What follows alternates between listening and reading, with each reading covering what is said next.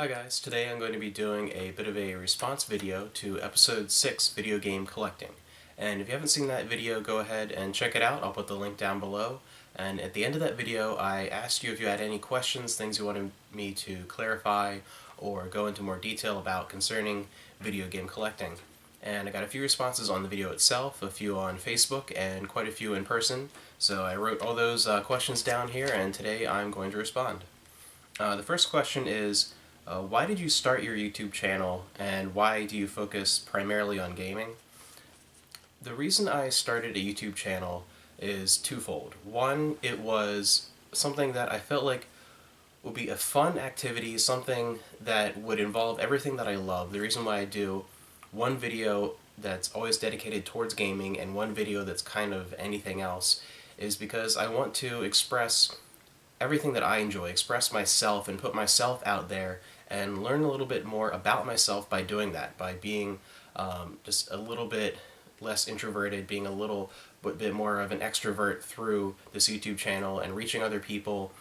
And it's primarily a social thing, something where I really enjoy the aspect of gaming where it is a venue of learning new information and meeting new people. It's a great way of making new friends that have very similar interests to you, a great way of learning by meeting those people, and I personally enjoy watching videos where people get really personal, talk about themselves, and are very passionate about what they're talking about. And that's kind of how I hope I'm coming across to you guys, is I really do want to just express the things that I'm passionate about and meet new people and gain information that way. And again, it's just sort of a fun thing that I thought I would like to do, and it's a great way of getting myself out there. Question number 2 is, how big do you think your collection will be when complete? I did talk a lot in that video about making a very, very precise wish list and making a lot of hard choices and really narrowing down collections over the course of years and years of planning as I collect to kind of make a reasonable collection. When it's kind of all said and done, by the time I've kind of everything I want, everything that my wife wants, including doubles and special like editions and limited editions and whatever, probably somewhere around 2,500, maybe upwards of 2,600 at the very most. And probably a good fifth of that will be things like doubles or a Japanese version of a game I also have in English, or a limited edition copy or something like that. Maybe even a little more than a fifth, maybe even a little bit closer to a quarter of that for certain games that I'll have maybe 3 copies of. It depends on what it is. But yeah, I'm assuming probably it's going to be somewhere around 2,600. So yeah, that's a good estimate for me, I think. What are your favorite consoles to collect for? Favorite consoles to collect for, not necessarily favorite consoles, but to collect for game-wise would be the Dreamcast, the Sega Saturn, the PS1 and PS2. And I'm really looking forward to getting a little more heavily into PC Engine and the PCFX. Definitely, those are kind of the ones that I'm going to focus more towards as far as collecting games. Everything else is kind of limited to the must-haves, things that I like really want the console for. Those are the consoles where I'm going to go a little bit beyond that and collect the majority of things that interest me. And as far as hardware, it narrows it down a little bit more to just the Dreamcast and the Saturn. Everything else, have different variations of certain consoles, like the fat PS2, the slim PS2, maybe 1 or 2 of the like different colored PS2s. A lot of GameCubes. I'll collect a lot more hardware for GameCube than any other Nintendo system, just because I really like all the different color variations for that console, and I like a lot of the different just decals you can put on the different consoles. And of course, the Dreamcast and the Saturn are 2 where I would like to have at least one of every variation. The Dreamcast in particular, I would love to get a lot of the Sakura Tyson and the 2 like the Hello Kitty special editions, like literally like anything I can get for Dreamcast, I will pick up, just because I love that console. Just like visually, I love everything about the way it looks. So getting on to the next question here, do you like handheld gaming? I'm actually not a very big handheld gamer. I never have. I prefer a console. I prefer a controller in my hand, and I like the hardware. That's another thing too, is I like looking at like the physical console and seeing the different designs seeing the different concepts that are come up with, and you get a little bit into that with handhelds, but I don't know, I've just never been a very big handheld gamer. It's not to say I don't like handhelds, I just prefer console gaming to handheld gaming. The first handheld I actually really got into was the PSP, and that was more because it was PS2 quality on the go, and it has some really, really great exclusive games.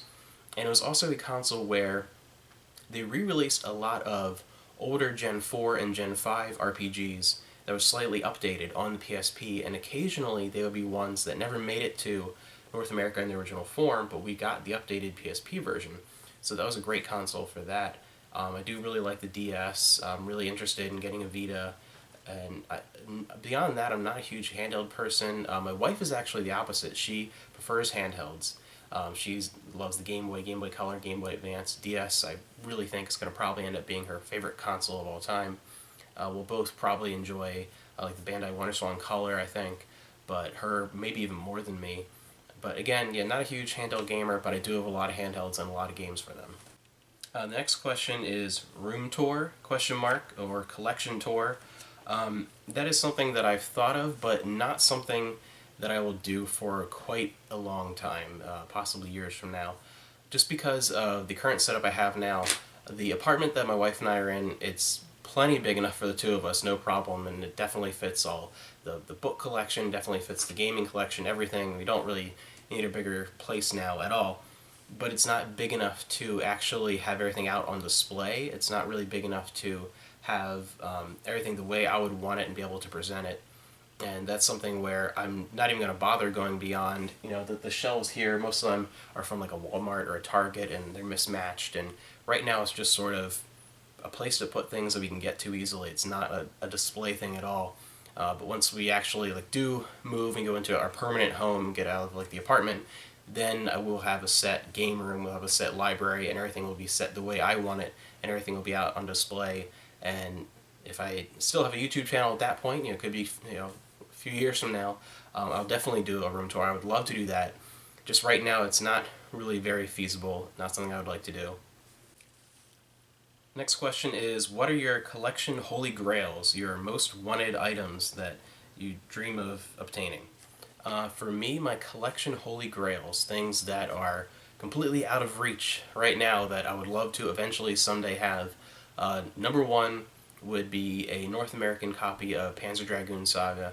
It's very easy to get the Japanese version, of course, but I would love, just as a collector and as someone who, as much as I love Japanese stuff, is a North American gamer, I would love to have a North American copy of Panzer Dragoon Saga, a complete copy, obviously.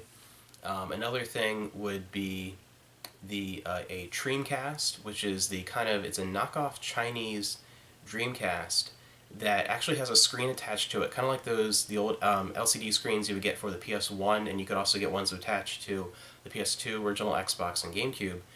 There's one that the Dreamcast is like that in China, and it's also a region-free console. And the last thing that I think would be a real holy grail, something that's in the hundreds that's out of reach, would be a developer's kit for the Dreamcast. I would like a dev kit. That would be really cool. There are other special editions, limited editions, like the Persona 2 Eternal Punishment Deluxe Pack that are pretty rare and pretty hard to get, but nothing else is really as in the stratosphere as those three items. Those are the three items that are very difficult to get and cost more in the close to 1,000 up range versus like 100 or 200. So those would definitely be my three sort of holy grail items that I would love to have someday. Next one is, how do you keep consoles going for years upon years or even decades? A good thing to get into, something that I'm definitely more heavily getting into, is learning how to not just take care of consoles. It's pretty easy, don't put it in water or drop kick it, but how to take apart and do very minor repairs and just tear downs with an easy dusting on the inside, easy cleaning, just very small, easy things, frankly, that can keep your consoles going for many more years. And eventually I'd like to get into a little bit more complex issues. I haven't replaced laser assembly and anything yet because I haven't had anything fail on me yet, and eventually I would like to get sort of a practice one to do first before one of my consoles die. And But that's all it is. If you have a particular console that you really, really love and you want to play that for years and years and years, you're going to be 50, 60 years old, you want to play it, there's no reason not to get a couple of them. Like, honestly, if you are at a garage sale or a Goodwill, or you're getting a trade with friends, or you see on eBay another copy of that console, go ahead and get it. There's no reason not to have a couple of backups, especially consoles where you spend a lot of time learning how to interchange parts between two of them. Go ahead and you can find replacement parts for a lot of consoles, and that's something that I do suggest getting into now if you are going to be a serious gamer that wants to keep things for a very long time, because I feel like a lot of components for consoles are going to be much harder to find in the future. A lot of them aren't being made even by sort of retrograde stuff where they're going back and like remaking compatible stuff for consoles. Especially with anything that is like a CD or DVD based, any like disc based system, finding replacement lasers and things, finding junk consoles or second or third consoles or replacement parts is something you should get into whenever you run into them. Go ahead and just go ahead, and there's no reason not to collect them, just so you can practice and get better at keeping them going in the future. I do think that eventually we're going to get to a point where printing is going to be able to create components beyond. Right now, a lot of the laser printing is limited to plastics and things like that, but I feel like eventually we're going to get it to a point where you'll be able to download all the specs for a console and actually print out in your home a lot of the components that are missing. Maybe not certain things like the motherboard or or capacitors or like a laser assembly, but a lot of the other components, I feel like in 10 to 20 years easily, you're going to be able to afford a printer, a couple $100 for your home, that can actually print out a lot of those components.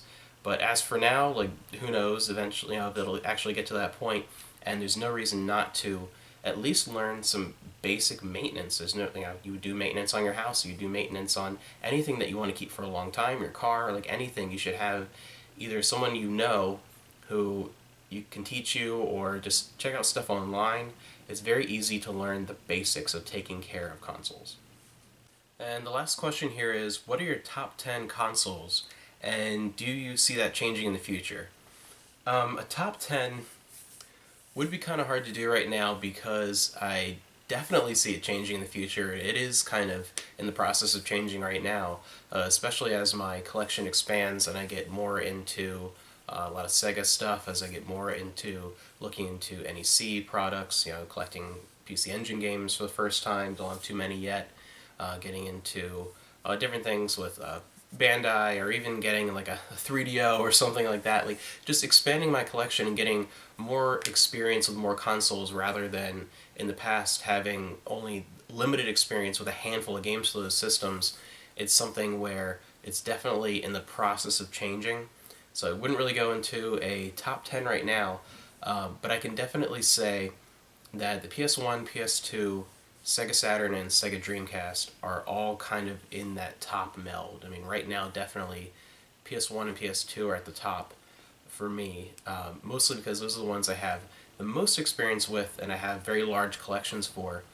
But as things change over the years, I can definitely see the Dreamcast and the Saturn kind of creeping in there and fighting those two consoles. And a lot of stuff, I could see PC Engine crawling up to the top 5, getting more into stuff with the GameCube. Getting a Sega CD for the first time will really kind of boost up the Genesis a bit. It's something that's definitely in the process of changing, that eventually I will do a top 10 list, but not for now. Something that'll wait till I have a little bit more experience and come up with something that's a little more definitive. But thank you guys for all of your questions, and I hope I answered them all for you. And if you have anything else, or if you haven't seen the video yet and you want to go back and watch episode 6 and then rewatch this one and post a new question, go ahead and do that, and I'll definitely make sure I respond to you in the comments, and I'll see you next time.